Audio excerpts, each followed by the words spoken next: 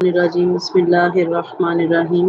پارہ نمبر 14 چل رہا ہے اور سورہ نحل کا آج ہمارا دوسرا رکوع ہے۔ هو الذی انزل من السماء ماء لکم منہ شراب ومنہ شجر فیہ تسیمون۔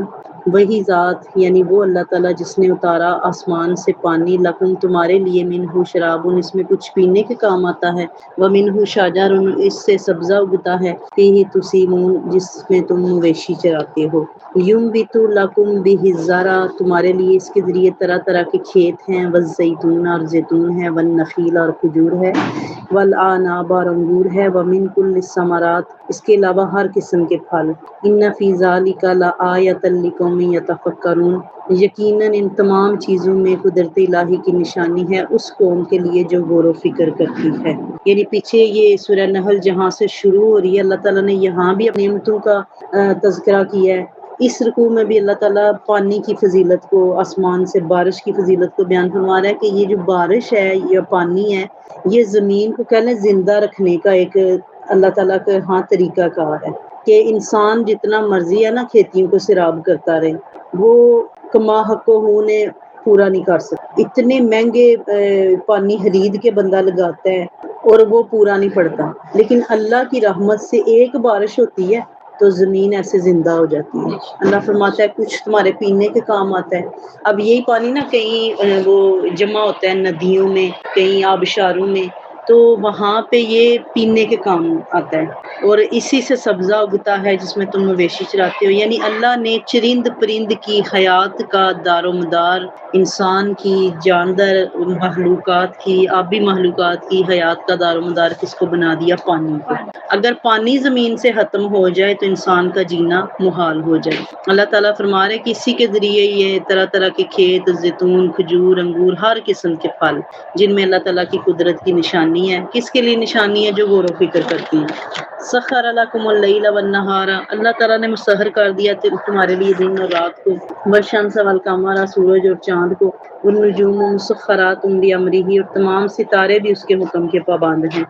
ان فی ذلک لآیات لقوم یعقلون ان تمام چیزوں میں قدرت الہی کی نشانیاں ہیں اس قوم کے لیے جو دانش مند ہے۔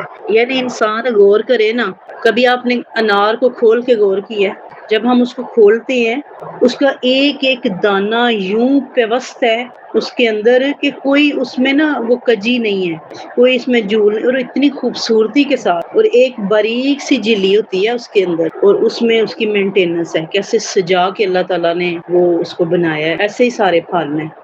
کبھی آپ انگور کے ہوشے کو ہاتھ میں پکڑ کے غور کیجئے گا کہ کیسے وہ ایک ترتیب کے ساتھ لٹک رہے ہیں دانے۔ کبھی کبھی ہم دیکھتے ہیں کہ چھوٹا سا ننھا منا سا پودا ہوتا ہے اور اس پہ اخروٹ ہے، خوبانی ہے، انار ہے، اتنی کثیر تعداد میں وہ پھل لگا ہوتا ہے، بندہ حیران رہ جاتا ہے کہ نازک سی شاہ ہے، اس نے کیسے اٹھایا ہوا ہے اس کا بوجھ۔ اصل میں وہ بوجھ اٹھانے کی جو طاقت ہے وہ رب کے پاس۔ اگر کسی کو اللہ نے بوجھ اٹھوانے کا بنا رکھا ہے اس کا پیمانہ، تو وہ اصل میں اللہ کی طاقت ہے۔ اللہ تعالیٰ فرماتا ہے کہ انسان پہ اس کی طاقت سے زیادہ میں بوجھ نہیں ڈال۔ تو دیکھیں وہ ذات، یعنی جتنا بندہ برداشت کر سکتا ہے اللہ تعالیٰ اتنا اس پہ آزمائش ڈالتا ہے، اس کو جانتا ہے۔ وہ آزمائشوں کے لیے بھی سب کو نہیں چنتا۔ اکثر ہم اپنی زندگی میں مشاہدہ کرتے ہیں کہ لوگ زیادتیاں کر کے بھی عیش میں ہوتے ہیں، اور ہم سوچنے لگ جاتے ہیں کہ کیا میرے اندر اتنی وہ برائی ہے، یا کہہ لیں دوسرے لفظوں میں کہ میں اتنا برا ہوں کہ میں آزمائش میں۔ حالانکہ یہ اللہ کے ہاں یہ معیار نہیں۔ اللہ کبھی کسی تھوڑے دلے کو نہیں آزما، اللہ کبھی کسی وہ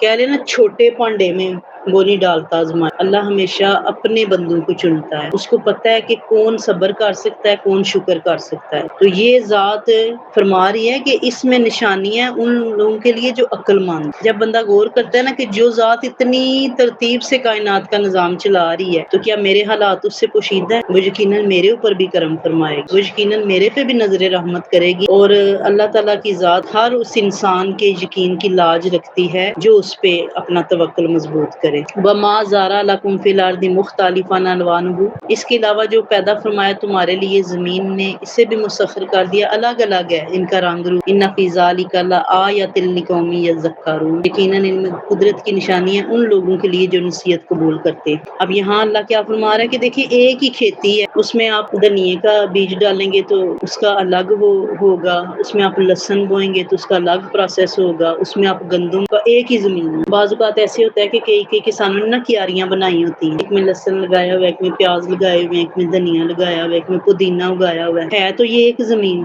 لیکن اس کے اذن سے جو بیج ڈالا جا رہا ہے اسی کے مطابق آپ کو پھل مل رہا ہے، اسی کے مطابق آپ کو نعمتیں مل رہی ہیں۔ اور اللہ کیا فرماتا ہے، ساری نشانیاں ان لوگوں کے لیے جو نصیحتیں قبول کرتے ہیں۔ وَهُوَ الَّذِي، اور وہی ہے جس کے پابند حکم ہے، سَخَّرَ الْبَحْرَ لِتَأْكُلُوا مِنْهُ لَحْمًا طَرِيًّا، سمندر کو اس نے اپنے پابند حکم کر دیا تاکہ تم کھاؤ اس سے تازہ گوشت، وَتَسْتَخْرِجُوا مِنْهُ حِلْيَةً، اور نکالو اس سے زیور، تلبسونہا، جنہیں تم پہنتے ہو، وَتَرَى الْفُلْكَ مَوَاخِرَ فِيهِ، تو دیکھتا ہے کشتیوں موجوں کو چیر کے جا رہی ہوتی ہیں، وَلِتَبْتَغُوا مِنْ فَضْلِهِ، تاکہ سمندر میں اس کے ذریعے تم اس کا فضل تلاش کر، وَلَعَلَّكُمْ تَشْكُرُونَ، اور تاکہ تم اس کا شکر ادا کرتے رہو۔ اب یہ دیکھیں یہ اشارے ہیں جو اللہ تعالیٰ نے قرآن پاک میں عطا فرمائے ہیں، چھوٹے چھوٹے اشاروں میں بات بتا دی ہے کہ کہاں تمہارے لیے کیا کچھ ہے۔ اب سمندر کا جو مردہ ہے نا وہ حلال ہے، یعنی اس کی مچھلی ہے، اس کو آپ کہیں کہ نہیں وہ مر گئی ہے تو وہ حلال ہے آپ کے لیے، اور اللہ نے اس کا قانون رکھا ہوا ہے۔ دیکھیں ہم نے پڑھا ہے کہ بہتا ہوا خون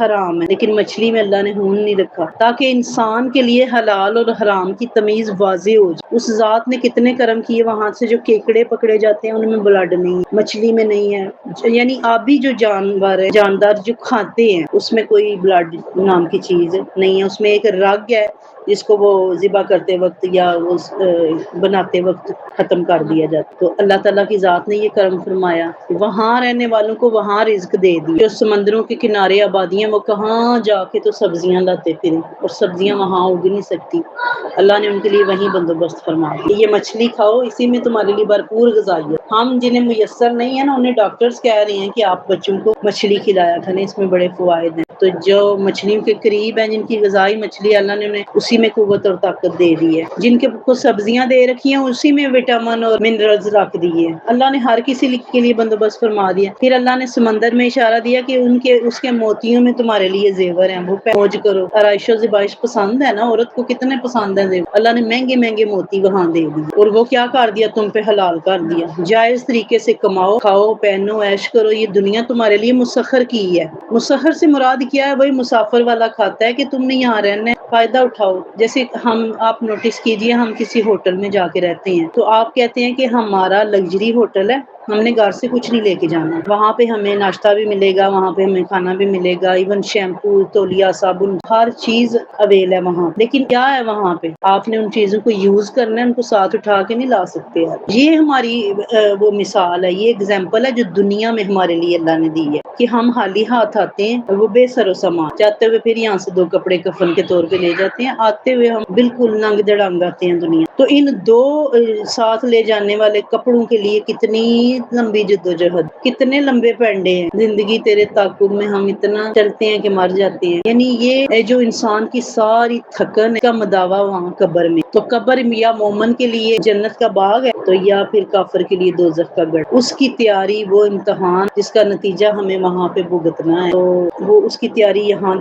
کرنے کے لیے اللہ نے ہمیں ٹائم دیا، اور اللہ نے فرمایا یہ ساری زمین تیرے لیے، سارا کچھ تیرے لیے، جہاں ہے تیرے لیے، تو نہیں جہاں کے لیے۔ یعنی صرف غور تم نے یہ کرنا ہے کہ یہ ساری چیزیں تمہارے لیے ہیں، تم ان چیزوں کے لیے نہیں ہیں۔ ہم الٹی گنگا میں بہ گئے، ہم نے چیزوں کو اوڑھنا بچھونا بنا لیا، ہم تو مر جاتے ہیں اپنی چیز کسی کے پاس دیکھ کے، کسی کو دیتے ہوئے وہ ہمیں رگ جو دل پہ پڑتی ہے کہ وہ کھینچ لگتی ہے کہ آئے اللہ اتنی مہنگی چیز ہے یہ اس کو دے دوں۔ اللہ تعالیٰ کیا فرماتا ہے، لعلکم تشکرون، تاکہ تم شکر ادا کرو۔ ایک جگہ پہ اللہ نے فرمایا ان شکرتم لازیدنکم، یعنی تم اگر نعمتوں کا شکر ادا کرتے جاؤ گے تو میں بڑھاتا جاؤں گا۔ تو اگر شکر کے معاملے میں تم کنجوسی کرو گے تو پھر سٹاپ ہو جائے گا وہ سلسلہ۔ یعنی شکر جو ہے ایک میجیکل پاور ہے اس میں کہ آپ جتنا شکر، اور شکر کا فلسفہ صرف یہ بھی نہیں ہے کہ میں نئے کپڑے پہنوں اور کہوں الحمدللہ، میں پیٹ بھر کے کھانا کھاؤں اور کہوں الحمدللہ میں نے بڑا اللہ کا شکر ادا کر لیا، بلکہ شکر کا فلسفہ یہ ہے آپ کے رزق میں کوئی شامل ہو، آپ کی عزت میں کوئی شامل ہو. یعنی آپ اپنے لیے لباس منتخب کر رہے ہیں، کم از کم آپ نے 4 سوٹ نئے بنائے ہیں، اس میں سے پہلے والوں میں سے کسی کو تو حقدار سمجھیں کہ کوئی بھی فائدہ اٹھائے. اگر آپ نے اپنے بچے کے لیے وہ میچنگ 7-8 جوتے کے جوڑے خریدے ہیں تو ایک کسی ایسے کے لیے خرید لیں جس کے پاس نہیں، جس کا ٹوٹا ہوا ہے. تو اس لیے زندگی جو ہے وہ ضرورتوں کے مطابق بڑی زبردست ہے. معاملہ خواہشوں پہ آ کے خراب ہوتا ہے، ہماری وشز پہ آ کے معاملہ جو ہے وہ کچھ کا کچھ بن جاتا ہے. تو اللہ تعالیٰ کی ذات کو شکر پسند ہے، عملی شکر جو ہے اس کا تو پھر فلسفہ ہی ہو رہا ہے. وَأَلْقَىٰ فِي الْأَرْضِ رَوَاسِيَ أَن تَمِيدَ بِكُمْ، اور اللہ تعالیٰ نے گاڑ دیے زمین میں اونچے اونچے پہاڑ. وَأَنْهَارًا، اور نہریں جاری کر دی. وَسُبُلًا، اور رستے بنا دیے. لَعَلَّكُمْ تَهْتَدُونَ، تاکہ تم اپنی منزل کی راہ پا سکو. یہ اللہ تعالیٰ یعنی اللہ کی قدرت کی نشانی ہے نا کہ اس نے دیکھیں زمین بنائی ہے، اس میں خوبصورتی کے لیے پہاڑ بھی رکھ دیے. کیوں؟ کیونکہ جب تک یہ پہاڑوں کا سلسلہ ہے نا، یہ زمین کو لرزنے سے روکتا ہے. کہیں کہیں پہاڑوں کے جو سلسلے ہیں نا، یہ ہماری زمین کو پھیرائے ہوئے ہیں. ورنہ آپ غور کیجئے گا کہ جب زلزلہ آتا ہے تو زمین پاؤں کے نیچے سے سرکتی ہے، ہوتا ہے نا ایسا. تو یہ جو پہاڑ ہے یہ اس کو اس کی جگہ پہ قائم رکھنے کے لیے کہ بالکل ہی نہ سرک کے زمین تو کہیں کی کہیں چلی جائے تو تم اسی میں دب کے رہ جاؤ. اللہ تعالیٰ فرماتا ہے وَعَلَامَاتٍ، اور رستوں پر علامتیں بنا دی. وَبِالنَّجْمِ، ستاروں کے ذریعے ہم یہتدون، وہ رایاب ہوتے ہیں. پہلے جب وہ یہ گھڑیاں نہیں تھیں، جب سڑکیں نہیں تھی، تو لوگ ستاروں کے ذریعے رستے معلوم کرتے تھے. افمن یخلق کمن لا یخلق افلا تذکرون، کیا وہ ذات جس نے سب کچھ پیدا فرمایا اس کی مانند ہو سکتی ہے جس نے کچھ بھی نہیں بنایا؟ تم اتنا بھی غور نہیں کرتے. یعنی یہ جو لوگ شریک ٹھہراتے ہیں رب کے بتوں کو، تو غور تو کریں کہ یہ بت جنہیں تم نے خود سجا بنا کے آویزہ کیا دیوار، کہ اس کی طرح ہو سکتے ہیں جس نے اتنا بڑا نظام کائنات بنایا. وَإِن تَعُدُّوا نِعْمَتَ اللَّهِ لَا تُحْصُوهَا، اللہ کیا فرما رہا ہے؟ یہ دیکھیں کتنی نعمتوں کا اللہ نے ذکر کیا ہے، اور یہ وہ نعمتیں جو بڑی بڑی ہیں، یعنی آسمان، سورج، چاند، ستارے، پہاڑ، زمین، پانی، بارش، یہ کیا ہے؟ بڑی بڑی نعمتیں. اگر جزیات کا ذکر ہو جائے نا تو میں اور آپ بیٹھے گنتے ہی رہ جائیں. اس لیے اللہ نے مختصراً فرما دیا کہ تم اللہ کی نعمتوں کو شمار کرو گے نا تو نہیں کر سکو گے. بے شک اللہ غفور الرحیم ہے. واللہ یعلم، اللہ جانتا ہے، ما تسرون، جو تم چھپاتے ہو، وما تعلنون، اور جو تم ظاہر کرتے ہو. یعنی اللہ کی ذات وہ سب جان رہی ہے جو تم پاتے ہو اور جو ظاہر کرتے ہو. والذین یدعون من دون اللہ لا یخلقون شیئا وهم یخلقون، وہ جو پوجتے ہیں اللہ کے سوا غیروں کو نہیں پیدا کر سکتے کوئی چیز اور وہ خود پیدا کیے گئے ہیں. اموات، وہ مردہ ہیں، غیر احیان، زندہ نہیں ہیں. احیاء، زندہ نہیں ہے. وما یشعرون، اور سمجھتے نہیں، ایان یبعثون، کہ کب انہیں اٹھایا جائے گا. صدق اللہ العظیم. یہاں اب روئے سخن مشرکوں کی جانب ہے کہ جو کوئی چیز خود پیدا کر ہی نہیں سکتے، انہیں خود آیا گیا ہے، تو کیا انہیں سینس نہیں ہے کہ وہ خود مردہ اور اس چیز کا وہ شعور نہیں رہے کہ انہیں کب اٹھایا جائے گا. بے باس کا کہتے ہیں والباس بعد الموت، موت کے بعد دوبارہ زندہ کر کے اٹھایا جائے گا. اس فلسفے پہ آ کے کافر مار کھا جاتا ہے. وہ کہتا ہے کہ میں یحیی العظام وہی رمیم، قل هو الذی انشاها اول مرہ، کون ہماری یہ ہڈیوں کو زندہ کرے گا جب وہ بسیدہ ہو جائیں گے؟ تو آپ محبوب انہیں فرمائیے هو الذی انشاها اول مرہ، وہ زندہ کرے گا جس نے پہلے پیدا فرمایا. پہلے جب انسان کچھ نہیں تھا، تو اب تو زیادہ ایزی ہے کہ بس ذروں کو حکم دینا اکٹھے ہو جائے. انسان کی جہاں بھی تدفین ہوئی ہے اٹھ کے وہ بیٹھ جائے. تو یہ فلسفہ اگر سمجھ میں آ جائے ہماری کہ ایک دن ہم نے اٹھنا ہے اور حساب دینے کے لیے اٹھنا ہے، تو پھر زندگی کے سارے حساب آسان ہو جائیں. اللہ تعالیٰ ہمیں سمجھ جانے کی توفیق عطا فرمائے. اللہ ہمیں روحانی جسمانی ہر طرح کی بیماری سے شفا عطا فرمائے. وما علینا الا البلاغ.